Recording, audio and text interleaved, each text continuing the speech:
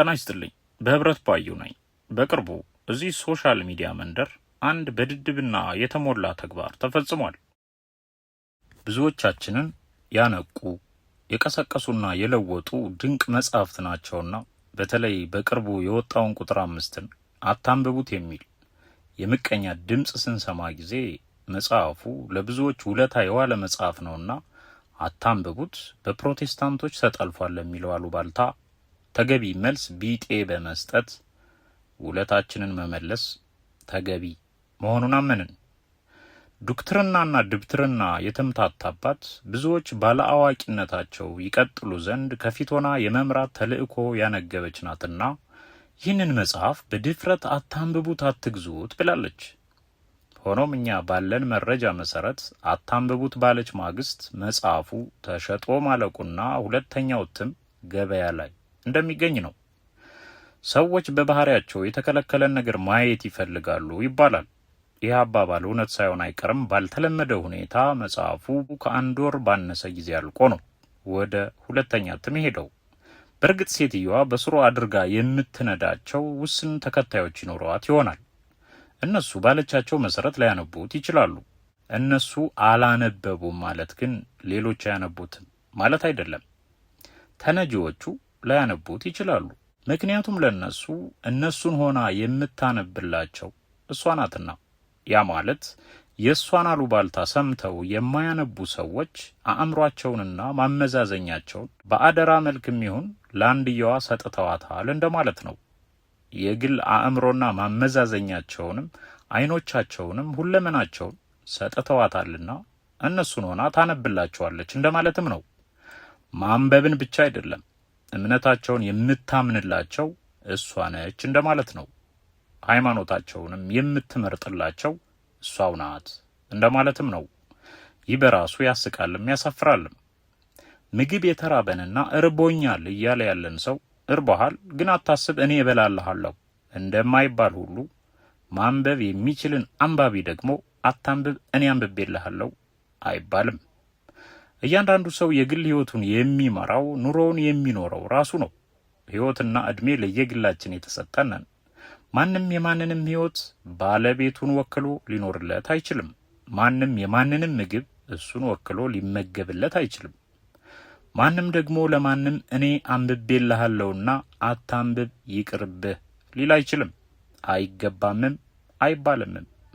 አታንብቡ ማለት በራሱ ድድብናም ነው ነውርም ነው። ሰው ሰውን በሶሻል ሚዲያ ሊከተል ይችል ይሆናል። ያ የሚከተለው ሰው ግን ስራውን ወይም ዕውቀቱን ሊያቀርብለት ይችላል እንጂ ይሆናል አይሆንህም የሚለውን ሊመርጥለት አይችልም። ፊደል የቆጠረና የተማረ ማሰቢያ ማገናዘቢያ አእምሮ ያለው ማመዛዘኛ ልቦና ማንበብ የሚያስችለው አይን ለተለገሰው ሰው ሌላ ሰው እሱን ሆኖ ዕውቀትን ሊያውቅለት እሱን ሆኖ ሊያነብለትና ሊወስንለት አይችልም። ጭራሽ ደግሞ እኔ አንብቤልሃለሁና በቃ አታንብብ አይባልም። ሴትዮዋ ግን በድፍረት እኔ አንብቤላችኋለሁና አታንብቡት አለች። ደግሞ ዶክተር ናት አሉ። ዶክተር የሚል ማዕረግ ከስሙ በፊት ያስቀደመ ሰው ሊሰጥ የሚችለው ምክር አንብብ፣ መርምር፣ አመዛዝንና ፍረድ የሚል ሊሆን ይገባ ነበር። የሆነው ግን ተቃራኒው ነው። ለማንኛውም ሴትዮዋ ይህም በማለቷ የመጽሐፉን የመነበብ ዕድል በእጥፍ እንደጨመረችው የታዘብንበት ሁኔታ ነው ያለው። አንዳንዴ ሰይጣን የሚሸነፈው በራሱ ጥፋት ነው። በምቀኝነት ይነሳል። እግዚአብሔር ደግሞ ያን ምቀኝነት ገልብጦ ወደ በረከት ይለውጠውና የተዶለተበትን የልጁን የተከታዩን ቅን ፍላጎት በእጥፍ እንዲፈጸምለት ያደርጋል። ብዙ ጊዜ በክርስቲያን ሕይወት ውስጥ እንዲህ አይነት ነገር ይከናወናል። በዚህ መጽሐፍ ዙሪያ የሆነውና ሲሆን ያየነው እንደዚያ ነው። በእሷ ቤት ባይኮት ከፍታ ማስቆሟ ነው። ውጤቱ ግን ተቃራኒ ሆነ።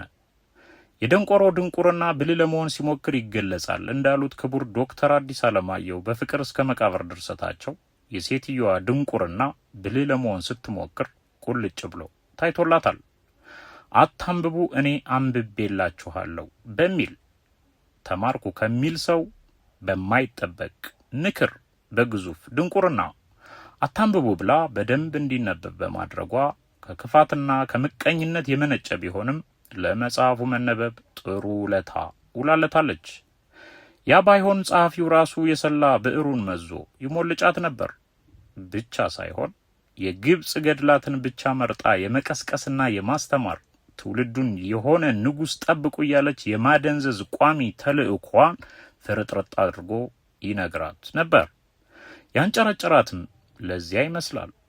ፈስ ያለበት ዝላይ አይችልም እንዲሉ አታንብቡት ያለችበት ዋና ምክንያት ከዚህ ጋር የተያያዘ ነው። በዶክትርና ስም ትውልድን የማደንቆር ስራን ቋሚ ተግባር አድርጎ ለያዘ ሰው ሊዋጥ የሚችል መጽሐፍ አይደለምና ምንጭና ፍንጩ የማይታወቅ በክርስትና አስተምህሮ ውስጥ ጨርሶ የሌለን ነገር ግን በግብጽ መንግስት ከጥንት ተዘጋጅቶ በአቡነ ቴዎዶሲዮስ ዘመን የተሰጠውን ይህንኑ ጸረ ክርስቶስ የሆነውንና ከኢትዮጵያ አንድ ንጉሥ ይነሳል የሚል ሐሰተኛ የቃል ትርክት ትውልድ አደንዛዥ መርዝ ትምህርቷን አላዋቂዎቹን ለመጋት ሌት ተቀን የምትታትርበትን ቋሚ ስራዋን እያነሳ ይነግራትና ምላሽ ይሰጥበትም ነበር። ሴትዮዋ ሌላ ምክንያት አልጠቀሰችም። የጠቀሰችው አንድ ቃል በፕሮቴስታንቶች ተጠልፏል የሚል ነው። እንዴት ተጠለፈ? ማን ነው ጠላፊ? ማን ነው ተጠላፊ? በምን ምክንያት ተጠልፏል ልትል ቻለች? ወዘተ የሚለውን አልነካካችውም። በደፈናው ተጠልፏል አታንብቡት ነው ያለችው። ለምን? ብዙ ጉዳላ እሷንና መሰሎቿን የሚመለከት ትውልዱን በጋራ የማደንዘዝ ጉድ፣ የተልእኮ ጉድ።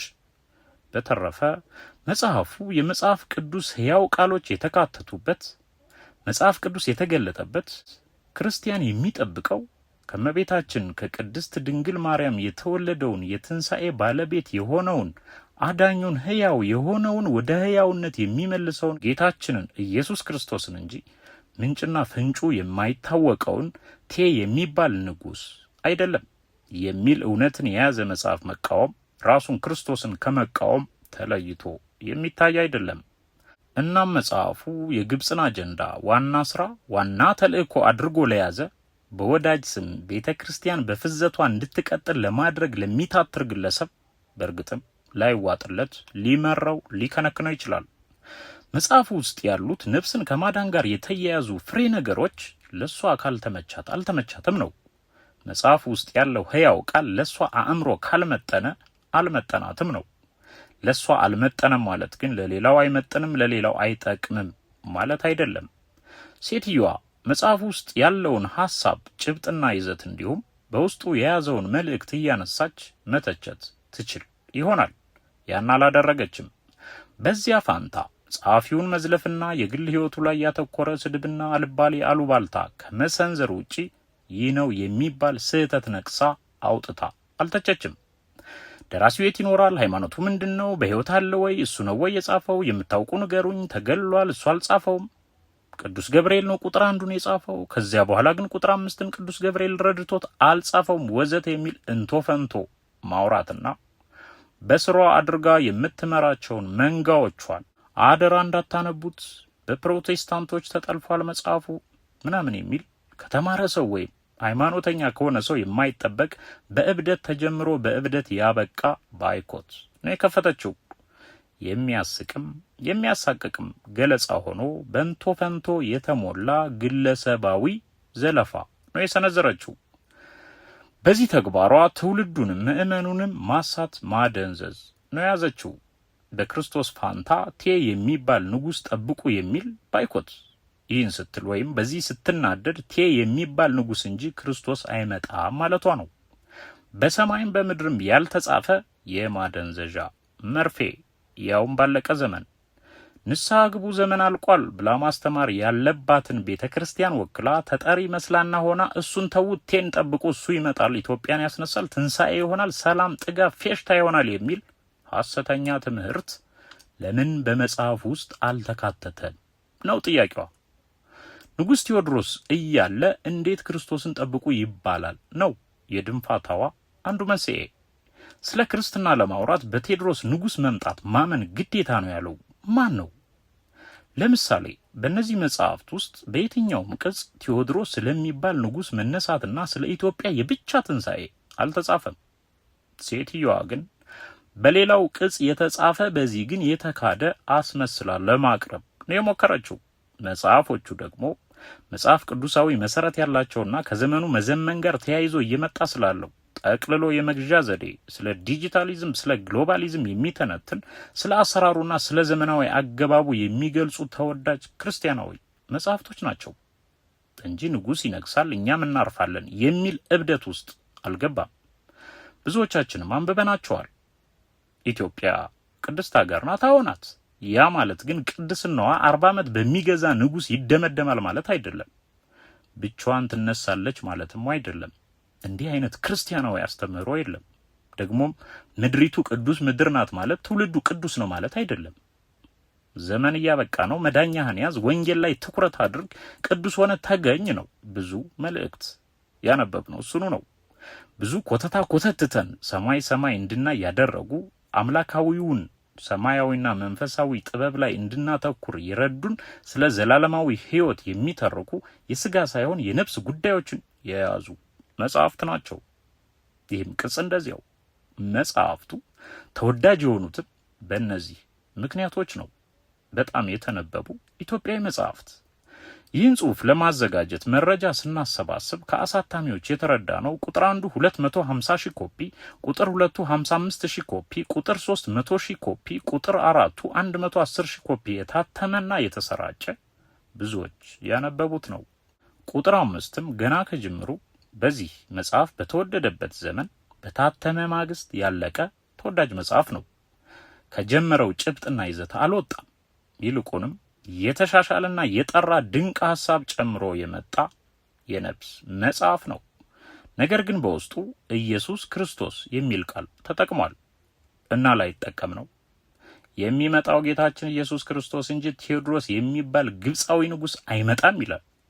የቴዎድሮስ ጉዳይም ክርስቲያናዊ አይደለም። ሲጀመር ቴዎድሮስ የሚለው ስም በራሱ የግብፃውያን ብቻ የነበረ መጠሪያ እንጂ ምንጩ ኢትዮጵያ እንዳልሆነ ከስሙ ጀምሮ እስከ ምክንያቱ ይህ ሊባል የቻለበትን ምክንያት ይህ ታሪክ ሰፍሮባቸዋል የተባሉትን መጽሐፍት ቃል በቃል እየዘረዘረ ይህ ንግር እንዴት እንደመጣ፣ እንዴት እንደተስፋፋ፣ እንዴት እንደከሸፈ፣ በየትኛው ዘመን ያለፈ አስቂኝ ጥበቃ እንደሆነ፣ ንግግሩ ወደ ኢትዮጵያ እንዴት እንደመጣ፣ እንዴት ቴ ከሚል ፊደል ተነስተው ቴዎድሮስ ወደሚል ስም ኮንቨርት እንዳደረጉት ከአስቂኝ ገጽታው ጋር በበቂ ሁኔታ መጽሐፉ በዝርዝር ያስረዳል፣ በማስረጃም ያረጋግጣል። ይህ ጉዳይ ሃይማኖታዊ እንዳልሆነ ቤተ ክርስቲያንም እንደማታምንበትና እንደማታስተምር ዓላማውንም ሁሉንም ሰነድ እየጠቀሰ ገልጾታል። ቴዎድሮስ የሚባል ንጉሥ አይመጣም፣ የሚመጣው ክርስቶስ ነው ይላል። ቤተ ክርስቲያንም የምትለው ይህንኑ ነው።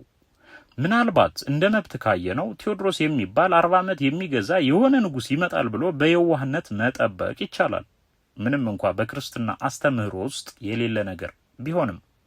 ዋናው ነጥብ ግን ደራሲው ወይም ጸሐፊው የሚለው ወይም በመጽሐፉ ውስጥ ያየነው የሚጠበቀው ንጉሥ ቴዎድሮስ ሳይሆን ወላጅ እንደሌላቸው ልጆች አልተዋችሁም እመጣለሁ ያለንን ክርስቶስ ብቻ ነው።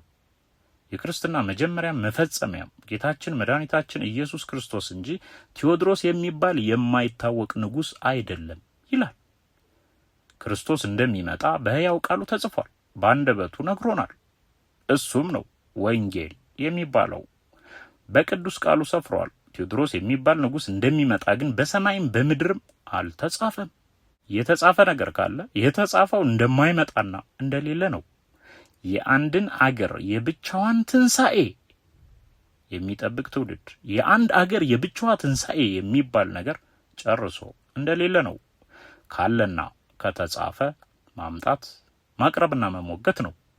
እናም ሴትዮዋ በዋናነት በዚህ ሐሳብ ነው እብድ የሆነችው፣ ጨርቋን ጥላ ያበደችውና አታንብቡት ያለችው። ኦርቶዶክሳዊ አይደለም በፕሮቴስታንቶች ተጠልፏል ያለችበት ሌላ ምክንያት ደግሞ ኢየሱስ ክርስቶስን ደጋግሞ በመጥቀሱና በስሙ በመጥራቱ ሕያው የሆኑ የመጽሐፍ ቅዱስ ጥቅሶች የተካተቱበት መጽሐፍ ስለሆነ ብቻ ነው።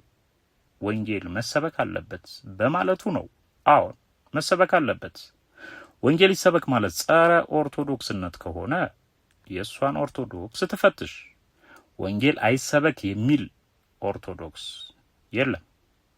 እሷና መሰሎቿ ካልሆኑ በቀር ቤተ ክርስቲያን የተመሰረተችው በወንጌል ለወንጌል ስለ ወንጌል ነው ይላል። አዎ ይላል። እኛም የምናውቀው ይህንኑ ነው። እና ዋሸ? ወንጌል አይሰበክ የሚል ኦርቶዶክስ ካለ የእሷ ቢጤ ነው። ታዲያ የክርስቲያን ሕይወት ወንጌል ላይ የተመሰረተ አይደለም ወይ?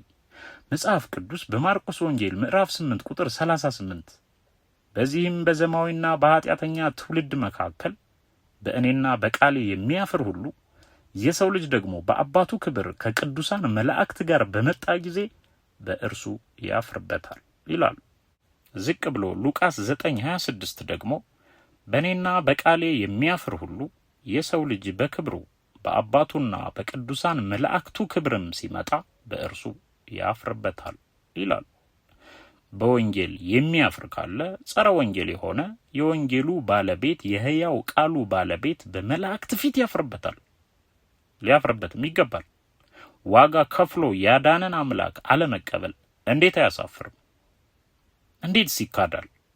የሴትዮዋና የመሰሎቿ ፍላጎት ወንጌል ተክዶ በገድላት እንዲተካ እንጂ ጎን ለጎን እንዲኬድ እንኳን አይደለም። ስለዚህ ወንጌል አይሰበክ ገድል በቂ ነው በሚል ትምህርት የሚያምንና የሚስማማ ካለ በተመሳሳይ ስህተት ውስጥ ያለ ነውና እሷን መከተል ይችላል። ኢየሱስን የጠራ የማርያም ጠላት ነው ያለው ማን ነው? ቀድሞ ነገር መች ይነጣጠሉና ክርስቶስን አምኖ ማርያምን መካድ ይቻላል እንዴ? አይምሮ የለንም እንዴ? አጉል ማጠማመድ ምን ይሉት ፈሊጥ ነው? እንዲህ አይነት እውነቶችን ይዟል። ይህም ሰይጣንን ያሳብዳል፣ እሪ ያስብላል። ስለዚህ ኢየሱስ ጌታ ነው? አዎ ነው፣ ከጌታም ጌታ ነው እንጂ ቴዎድሮስ የሚባል ንጉሥ ይመጣል፣ ኢትዮጵያን ያስነሳል? ውሸት፣ አይመጣም። ማን አዞት ማን ልኮት ነው የሚመጣው? ምን ሊያደርግስ ይመጣል? የትስ ያውቀናል? በጥቅሉ የሴትዮዋ ባይኮት በማናውቀው ቴዎድሮስና በደንብ በምናውቀው በሕይወታችን ውስጥም በሚሰራው በክርስቶስ መካከል ያለውን ልዩነት የተመለከተ ነው። ልዩነቱን ካለመረዳት የመነጨ ሳይሆን ሆን ተብሎ ተክዶ የተከፈተ ባይኮት ነው። ግን አልሰራም፣ አይሰራምም። ሴትዮዋ የራሷን ሃይማኖት ካልመሰረተችና የራሷ የግሏና የተከታዮቿ ብቻ የሆነ ልዩ ሃይማኖት ከሌላት በስተቀር ቤተ ክርስቲያን እንደ ቤተ ክርስቲያን ቴዎድሮስ የሚባል ንጉሥ ይመጣል፣ ኢትዮጵያን ያስነሳል፣ 40 ዓመት ይገዛል የሚል የቅዠት ትምህርት የላትም ይላል። የላትም ሲል ስለሌላት ነው። ደግሞ መጽሐፉ ይህም ብቻ ሳይሆን ለምን ቴዎድሮስ የሚባል ንጉሥ እንደማይመጣ ነገር ግን ለምን ይመጣል ተብሎ እንደሚጠበቅ ቃል በቃል ማስረጃውን በመጽሐፉ ውስጥ አካቷል። አሳማኝ የሆነ ቴዎድሮስ የሚባል ንጉሥ የሚጠብቁትን ቁርጣቸውን የነገረ፣ ሊጠብቁ የቻሉት በዚህ ምክንያት ነው። ይህ ምክንያት ግን በግብፃዊው በቴዎዶሲዮስ ዘመን ለዚህ ዓላማ በዚህ ዘመን የተጻፈ እያለ ማስረጃውን በውስጡ አካቶ ያስነበበ መጽሐፍ ነው። ከነ ማስረጃው ከነ ሰነዱ ንጉሥ ቴዎድሮስ ይነሳል፣ ይነግሳል፣ የኢትዮጵያ ትንሣኤ ይሆናል የሚል ቃል የተጻፈበት ሃይማኖታዊ ሰነድ በምድርም በሰማይም እንደሌለና ያለው ይህ ብቻ ነው ብሎ እሱንም ከነ ማስረጃው ያካተተ መጽሐፍ ነው።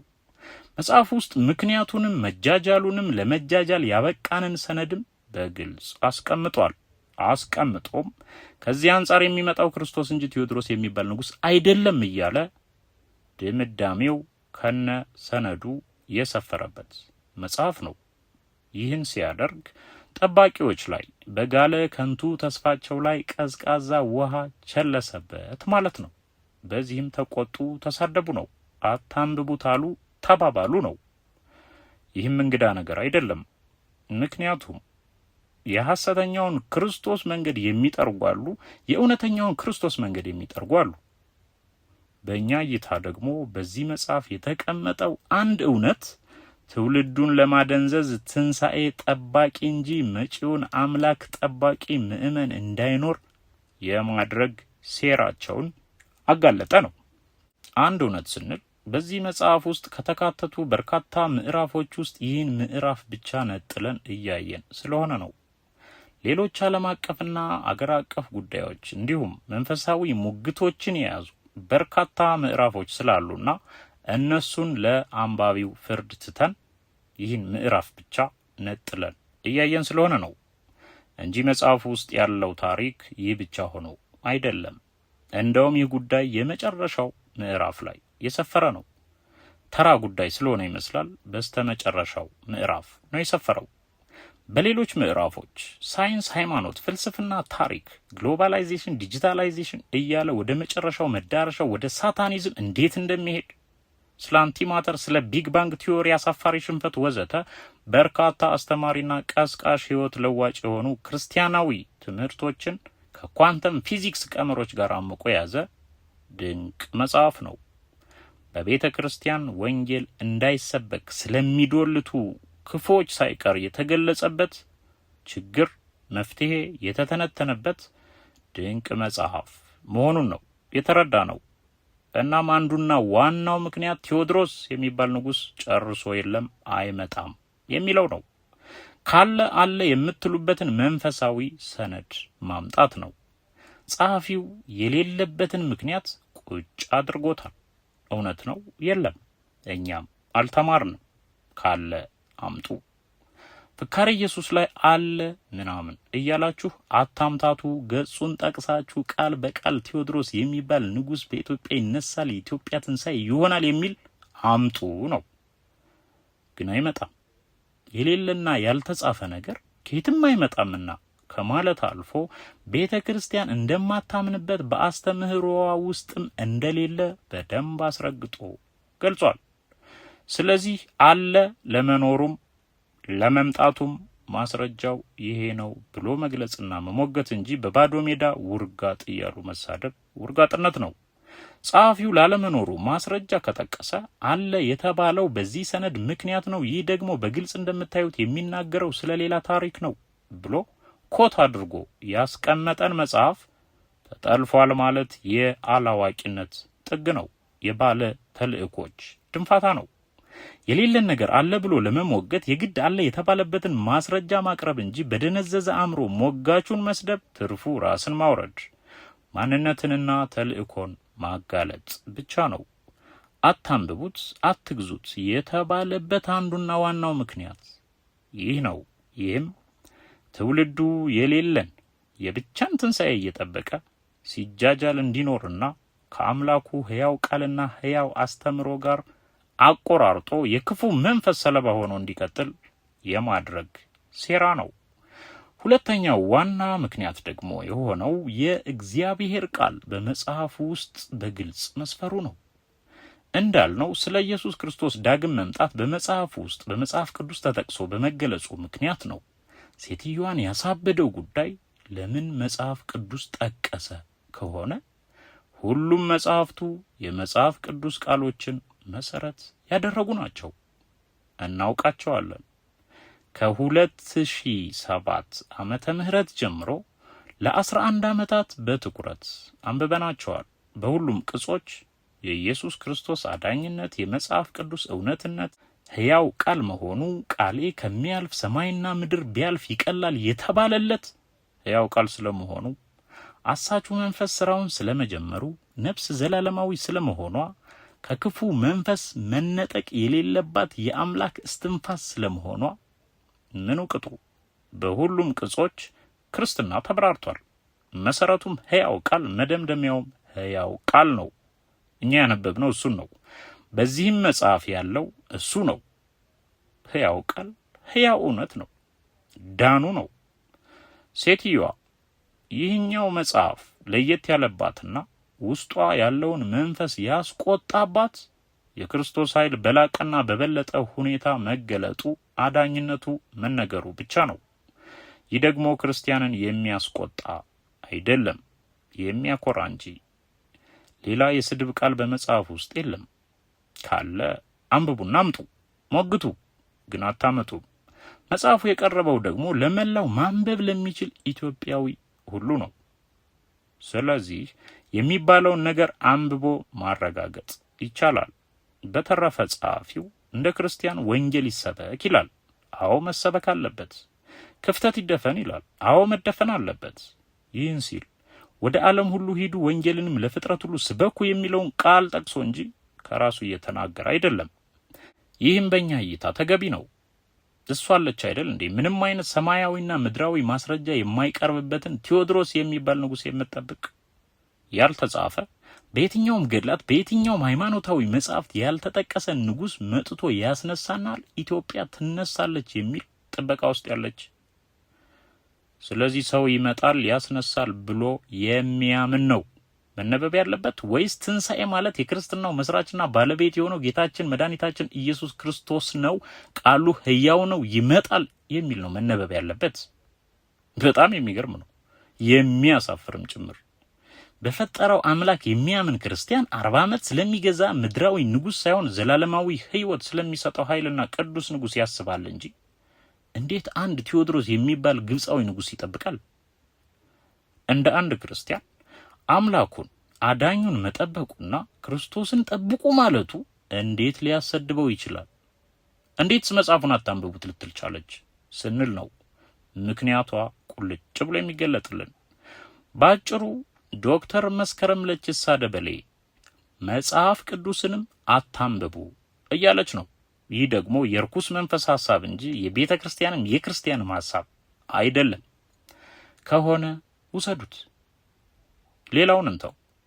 በጥልቅ ዝግጅት በቀጣዮቹ ዓመታት እስከ ምጽአት ቀን ድረስ የምናወራው ስለሆነ፣ ነገር ግን አንድ ጸሐፊ ዓመታት ወስዶ ሰው አነቃለሁ እለውጣለሁ ብሎ የደከመበትን ብዙ ወጪ ወጥቶ የታተመን መጽሐፍ አታንብቡት፣ አትግዙት ማለት ምን ይባላል? ይህ በራሱ የሴትዮዋን የድድብና ጥግ የአላዋቂነት ልክ የሚያሳይ አይደለምን? እንዲህ በቀላል ትውልድ ደንዝዞ አይቀጥልም። ለማንኛውም በእኛ እይታ ሴትዮዋን እንዲያበሳጫት የወንጌል ጉዳይና ኦርቶዶክሳዊ ሙግቱ አይደለም። ንጉሥ ቴዎድሮስ እንዴት ይካዳል? እንዴትስ ክርስቶስ ይመጣል ይባላል ነው። በነገራችን ላይ መጽሐፉ ቁም ነገር ብቻ አይደለም የያዘው። ይህ እንደሚባልና ስለ መሰል የሶሻል ሚዲያ መንጋ ሳይቀር የተጻፈበት መጽሐፍ ነው። የሶሻል ሚዲያው መንጋ ጫጫታ መፍትሄ አይደለም ይላል። ይህን ስለሚል ምናልባትም ራሷን በመጽሐፍ ውስጥ አግኝታው ይሆናል የተቆጣችው፣ የተንጣጣችው። የረበሻት የንጉሥ ቴዎድሮስ ይመጣል አይመጣም ሐሳብ ነው። አታንብቡት ያስባላት ያ ነው። አታንብቡት ደግሞ አይባልም። አታንብቡት፣ አትግዙት ማለት የሚያሳፍር ከዶክተርም የማይጠበቅ ነውና በዚህ መሰሉ የድድብና ተግባር ብዙዎች አፍረዋል። እንዴት እንደዚህ ይባላል የሚለው በራሱ ብዙ የሚያስብል ነው። ይህ ሊሉ የሚችሉት ራሳቸውም አላዋቂ ተከታዮቻቸውም ፍጹም አላዋቂዎች ወይም ማሰብ ማገናዘብ የማይችሉ በነዷቸው የሚነዱ ከሆኑ ብቻ ነው። ስለዚህ ተከታዮቿ ይህን ከአንዲት ግለሰብ የተሰነዘረን አታንብቡት የሚል ገልቱ መልእክት ተቀብለው ከተገበሩ ወይም ከተስማሙና አንቺ ካነበብሽልንና አታንብቡት ካልሽንማ አናነብም በቃ ካሉ ያው ግም ለግም አብራስ ግም እንደሚባለው አይነት መሆኑ ነውና በእነሱ ዙሪያ ብዙ ማለት አያስፈልግም። ለማንኛውም መጽሐፉ በእነዚህ 2 እና 3 ሐሳቦች ብቻ የተወሰነ አይደለም። የአውሮፓ ነገስታት ቤተሰቦች ምን እየሰሩ ነው? የዓለም ቢሊዮነሮች ምን እየቀመሩ ነው? የዓለም ባንክ ምን እያደረገ መጣ? ወዴትስ ይጓዛል? ክፉ መንፈስ ሁሉንም ምድራዊ ነገር እንዴት ጠቅልሎ እየያዘና በቁጥር ስር እያደረገ እንዳለ ከቤት ካርታ ዲጂታል መሆን ጀምሮ እስከ ሌላው ምክንያትና መዳረሻውን ዓላማና አሰራሩን የሚተነትን ከምግብ እስከ መጠጥ ውሃ ድረስ እንዴት ለሱ ለማስረከብ እየተሰራ እንዳለና ስለሚሰራው አጠቃላይ ስራና ሴራ ዲጂታላይዜሽን ምን ማለት መሆኑ መዳረሻው በአስገራሚ ትንተና ቁጭ ያደረገ ብዙ ነገሮችን አምቆ የያዘ ድንቅ የዘመናችን መጽሐፍ መሆኑን መመስከር አለመቻል እንደ ዶክተር ተብዬዋ ምቀኝነት ይሆናል። የነፍስ አድን ጥሪ የቀረበበት ድንቅ መጽሐፍ ነው። ስትፈልጉ አንብቡት፣ ሳትፈልጉ ተዉት። የዚህ ገጽ ዓላማ መጽሐፍ ቅዱስ እንዲነበብ እንጂ የሰው ሐሳብ እንዲነበብ ማድረግ አይደለም። እውነት ብቻ ከእውነትም ሕያው እውነት ብቻ። ነገር ግን ፍርድ የሚሰጠው ተነቦ እንጂ በሰው መረዳት ልክ አይደለም የሚለው መጠቆም ግን አስፈላጊ ነውና እሱን ጠቁመናል። ተጠለፈ የሚለውን ፕሮፓጋንዳ በሚመለከት ግን ምንም የተጠለፈና የተጠላለፈ ነገር የለም። ምናልባት መጠለፍ ማለት የክርስቶስን ስም መጥራትና አምላክነቱን አዳኝነቱን መናገር መጽሐፍ ቅዱስን መጥቀስ ከሆነ እሰየው እንኳን ተጠለፈ ነው። ለአንድ ክርስቲያን በሕያው ቃሉ መጠለፍ በክርስቶስ መጠለፍ ማለት መዳን እንጂ መጥፋት አይደለም። ቤተ ክርስቲያን ክፍተቷን ካልደፈነች ችግር ነው የሚል ምክር የሚመራው ካለ ደግሞ ጠላት እንጂ ወዳጅ አይደለም። በጥቅሉ ሴትዮዋ ባየችበት አይን ብቻ መታየት ያለበት መጽሐፍ አይደለም። ሌሎቹ ከረጅም ዓመታት በፊት ጀምሮ ሲወጡ የነበሩት መጽሐፍትም ሲያነቁን ሲለውጡን የመጣነን ሲያነቁን የመጡ ድንቅ መጽሐፍት ናቸው። ይህኛው ቅጽ ደግሞ በጣም እጅግ በጣም የሚገርመው ከሴትዮዋ ቁጥር 5 አታንብቡት አትግዙት ማለት ይልቅ በእነዚያ መጽሐፍት ያሉትን ገለጻዎች እየቆነጠሩና እያነበቡ ለዓመታት ሲሰሩ የኖሩና የራሳቸው ሐሳብ የሌላቸው በእሷ ሐሳብ ብዙ ተከታይ ያፈሩት ሳይቀሩ እሷን ተከትለው መንጎዳቸው ነው። የኛ መልስ ቢጤ ለመስጠት መጀመርም በዋናነት ልከኛ መጽሐፍ መሆኑን ለመመስከር ይሁን እንጂ በሁለተኝነት እነዚያን ተከታዮቻቸውን በእነዚያ መጽሐፍት ላይ መስርተው ብዙ ተከታይ ያፈሩትንና አሁን የነፍስ እውነት ሲገለጥ የካዱትን አብረው አታንብቡ ያሉትን መስከረም ለችስ አታንብቡት ብላለች እያሉ ያዳመቁትን ከሃዲዎችም ክህደታቸውን ለመንገር ያህል ነው። እንዴት ለብዙዎች የእንጀራ ገመድ የሆነ መጽሐፍ አታንብቡት ሲባል ዝም ይባላል? ክህደት በዚህ ልክ የሚል ቁጭትም አለበት ለማለት ነው። በእጅጉ ስለለወጡንና ቀድመው ስላነቁን መጽሐፍት ይህን አጭር ምላሽ ከሰጠን አይቀር ከዚሁ ምዕራፍ ስር ስለዚሁ ጉዳይ ብዙ ከተባለ በኋላ ወደ መደምደሚያው አካባቢ የተቀመጠውን ገለጻ ቀንጨብ አድርገን እናካፍላችሁና እናቋርጥ። ይህንኑ የቴዎድሮስ ጉዳይ በሚመለከት ገጽ 365 ላይ እንዲህ ይላል። ክቡራን፣ ትንሣኤን የሚጠብቅ ትውልድ የችግሮቹን መፍትሄም የሚጠብቀው ከዚያው ከትንሣኤዋ ጋር አብሮ ይፈታል ብሎ ነው። ትንሣኤዋ ሲሆን ሁሉም ነገር ይስተካከላል ብሎ ለጥ ብሎ የተኛ ሕዝብና ዋናውን ወንጌል ታጥቆ አገርና ሃይማኖቱን ነቅቶ የሚጠብቅ ሕዝብ ወይም ምዕመን መካከል ያለውን ልዩነት አስቡ ይልና ወረድ ብሎ ከዚህ ጋር በተያያዘ ሌላ አስገራሚና አስቂኝ ነገር ደግሞ አለ። የኢትዮጵያ ትንሣኤ ወይም የአንድ አገር ትንሣኤ የለም እንጂ ቢኖር ኢትዮጵያን ማን የሚያስነሳት? ትነሳስ ቢባል እንዴት ብላ ትነሳለች? ትውልዱ ለማስነሳት ዝግጁ ነው ወይ የሚለው በራሱ ሌላ አስቂኝ ጥያቄ ነው። ክቡራን፣ አጠባበቃቸው አስቀድሜ እንዳልኩት ነው። ክቡራን ልብ በሉ። በአንድ እጁ የቢራ ጠርሙስ በሌላ እጁ ሌላ ነገር ይዞ በአይኖቹ እያመነዘረ አንዳንዴም የእኛን ኳስ ጨዋታ አፍጥጦ እያየ እየጨፈረ በአንደበቱ ሰውያማ የብሔር ፖለቲካውን እያወራ በልቡ ምድራዊ ምቾትን እየተመኘ እርስ በርሱም እየተገዳደለ እየደነሰ እየጠጣ እያጨሰ እየተጫጫሰ የብቻውን ትንሣኤ የብቻውን መንፈሳዊ ንጉሥ የሚጠብቅ ትውልድ። ይገርማችኋል፣ ንጉሥ ከመጠበቃቸው ይልቅ የሚጠብቁበት መንገድና ሁኔታ እጅጉን ያስገርመናል።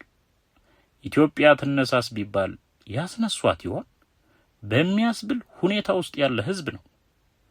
ለመነሳትም እኮ ቅድመ ስራ አለው። ዛሬኛ የልዑላችንን የሳጥናኤልን ጎዳና እየጠረግንለት እንዳለ ነው ሁሉ ለአሰራሩ ምቹ ሁኔታን እየዘረጋንለት እንደምንገኘው ሁሉ እነሱም የሚጠብቁት መንፈሳዊ ንጉሥ ነውና መቼም አንዳች ዝግጅት ማድረግ ይጠበቅባቸው ነበር። ኢየሱስ ወደ ምድር ከመምጣቱ በፊትም መንገድ ሲጠረግ ነበር። ነቢያት ሕዝቡን ያዘጋጁ ነበር። እነ ዮሐንስ መንገዱን የመጥረግ መንፈሳዊ ሥራ ይሰሩ ነበር። እኛም ለዓላማችን ያንኑ እያደረግን ነው። እነሱ የሚጠብቁበት ሁኔታ ግን አይደለም እንደሚያወሩት ለመንፈሳዊ ንጉሥ፣ ለዓለማዊ ንጉሥ እንኳን ምቹ አይደለም። ቴዎድሮስን ሆኜ የሚሄደው እኔ በሆን እንኳን ሐሳቤን ቀይሬ የምቀር ይመስለኛል ክቡራን። እንዴት ብዬ እሄዳለሁ? ምንም ዝግጅት በሌለበት፣ ለአቀባበል ምቹ ባልሆነ ሁኔታ፣ ጭራሽ ደግሞ በመንፈሳዊ ንግስና። ሰው እንግዳ ሲጠብቅ ወዳጅ ዘመዱ ሊመጣ እንደሆነ ሲያውቅ እንኳ ቤቱን ያጸዳዳል፣ ያስተካክላል። ያ አይነት ዝግጅት እንኳ በሌለበት ሁኔታ ነው ሊመጣ ነው ተዘጋጁ የሚባባሉት። ይህ ነው በበኩሌ አብዝቶ የሚገርመኝ፣ አንዳንዴም የሚያስቀኝ። ያልተባለና ያልተጻፈ ነገር መጠበቃቸው ሳያንስ እንደገና ያጠባበቃቸውን ሁኔታ ልብ ብሎ ያስተዋለ እንደኔ መገረሙም መሳቁም አይቀርም እያለ ይቀጥላል። ሳጥናኤል ጎል ኢትዮጵያ ቁጥር 5 መጽሐፍ እና አትሸወዱ አንብቡት። ሲጠቃለል መጽሐፉ በማንም በምንም አልተጠለፈም። በክፉ መንፈስ ሐሳብ የተጠለፉት ሌሎች ናቸው። ይህንንም አንብባችሁ አረጋግጡ ነው። ይህን ተጠለፈ አልተጠለፈ የሚል አጀንዳ በሚመለከት ማን ነው ጠላፊ ማን ነው ተጠላፊ በሚል ርዕስ በቀጣይ እንመለሳለን። ሰላም ሁኑ።